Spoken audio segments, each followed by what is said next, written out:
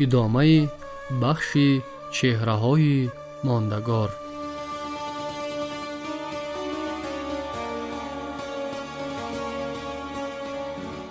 ابوعلی ابن سینا. ابوعلی ابن سینا متفکری ابدزنده. شیخ الرئیس ابوعلی ابن سینا یکی از بزرگترین فیلسوفان، عالمان، طبیبان و ادیبان تاجیک و فارس بوده. در رشد و کمال تمدن جهانی سهمی برجسته دارد. واقعاً نقش برجسته ای که ابن سینا در تاریخ فرهنگی ملت و بشریت گذاشته است، نام او را برای اهل جهان عزیز و جاودانی گردانیده است. به شرافت آثار ابدزنده خویش ابن سینا امروز نیز همزمان و همقدم جامعه بشری می باشد، زیرا حکمتی که انسان را به راه راست و خودشناسی واقعی هدایت می کند با گذشت زمان ماهیت و ارزش بیشتر پیدا می نماید.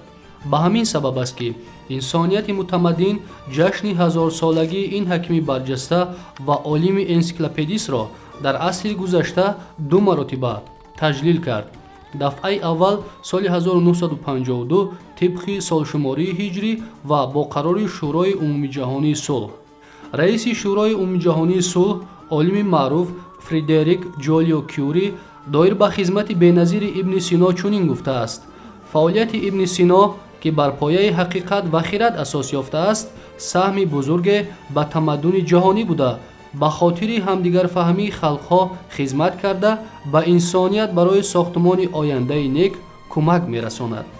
بار دوم جشن 1000 سالگی ابن سینا سال 1980 طبق قرار یونسکو تجلیل گردیده، سهم بزرگی او در رشد طب، فلسفه، منطق، طبیعت شناسی، جامعه شناسی و دیگر علمها کاملا اعتراف کرده شد. چون این ارجگذاری عالی به خدمت‌های علمی و فرهنگی فرزند فرزانه خلق تاجیک ابوعلی ابن سینا از آن جهت است که او در طول عمر کوتاه و پرحوادث خود با وجود سرگردانی‌های زیاد توانسته است به انسانیت آثار گرانبهای به یادگار گذارد.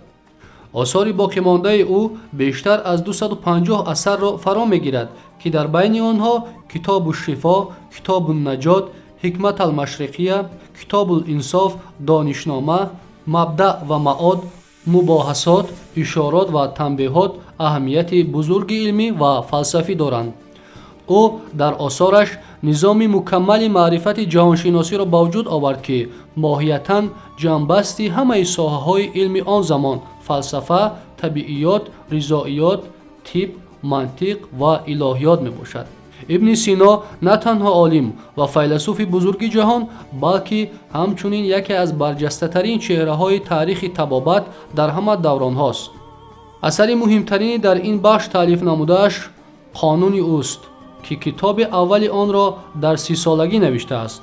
باید گفت که پیش از ابن سینا در شرق 2 کتاب ارزشمند طبی مشهور بودند که اولی به زکریای رازی و دومی به علی ابن عباسی مجوسی تعلق داشتند. لیکن قانون سینا با حل مسئله های ساده و مشکل طبی توانسته است که همه کتاب های پیشین و بعد از او را در سایه خود نگاه دارد. مثلا نظامی عروضی سمرقندی در 4 مقاله‌اش به القانون ابن سینا چنین بها داده است: اگر بقراط و جالینو زنده شوند، روا بود که پیش آن کتاب سجده کنند.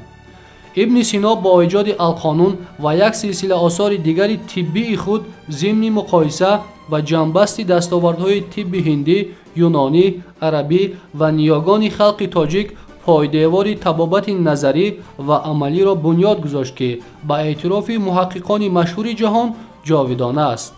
آثار ادبی او به زبان تاجیکی، فارسی و عربی در پیشرفت ادبیات تاجیک و فارس و تشکل زبان ملی ما نقش مهم دارد. باید گفت که در قرن 10 میلادی در خاندان تاجیک به دنیا آمدن نابغه به مثل ابن سینا امر تصادف نیست، زیرا زمان ابن سینا یکی از دوره‌های طلایی ادبیات و فرهنگ ما بود که دولتداری سامانیان را شهرت جهانی داده است. محض در همین دوره به سینا و دیگر شخصیت‌های علمی، فرهنگی و سیاسی میسر گردید که به ستاره‌های تابناک علم و تمدن جهانی تبدیل یافته نام خود و ملت خویش را در تاریخ بشر абадӣ сабт намоянд.